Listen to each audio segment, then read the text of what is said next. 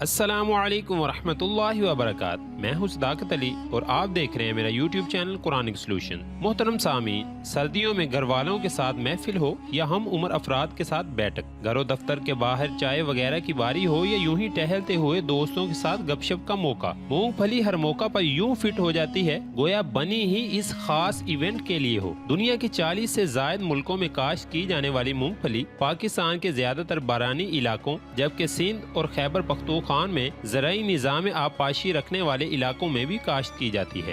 پاکستان میں مونگ پھلی کی کاشت پنجاب کے اضلاع اٹک، چکوال، خوشاب، میاں والی، بکھر اور بہاول نگر میں ہوتی ہے۔ محترم سامعین، اگر مونگ پھلی کے استعمال کی بات کی جائے تو اس کو مختلف چیزوں میں استعمال کر کے اس کا لطف اٹھا سکتے ہیں۔ مونگ پھلی کو کھانوں کے علاوہ اس کا تیل بھی نکالا جاتا ہے جو کہ مختلف کھانوں، ڈبل روٹی، کیک اور ادویات وغیرہ میں شامل کیا جاتا ہے۔ مونگ پھلی کو لوگ کچا بھون کر اور ابال کر استعمال کرتے ہیں۔ اس کے علاوہ اس کو مختلف پکوانوں میں شامل کر کے ذائقہ دار پکوان بنائے جاتے ہیں۔ خاص طور پر میٹھے پکوانوں میں مونگ پھلی کا استعمال بہت زیادہ کیا جاتا ہے۔ اگر طبی لحاظ سے دیکھا جائے تو مونگ پھلی میں مندرجہ ذیل خصوصیات ہیں۔ مونگ پھلی میں protein, calcium, vitamin E, vitamin B1، B6 اور فاسفورس شامل ہیں۔ مونگ پھلی مقوی اعصاب ہے۔ ذیابیطس ٹائپ 2 میں مونگ پھلی کا استعمال فائدہ مند ہے۔ مونگ پھلی کے استعمال سے انسولین کی سطح برقرار رہتی ہے۔ مونگ پھلی میں موجود فولاد خون کے نئے خلیے بنانے میں مددگار ہیں۔ مونگ پھلی میں موجود وٹامنز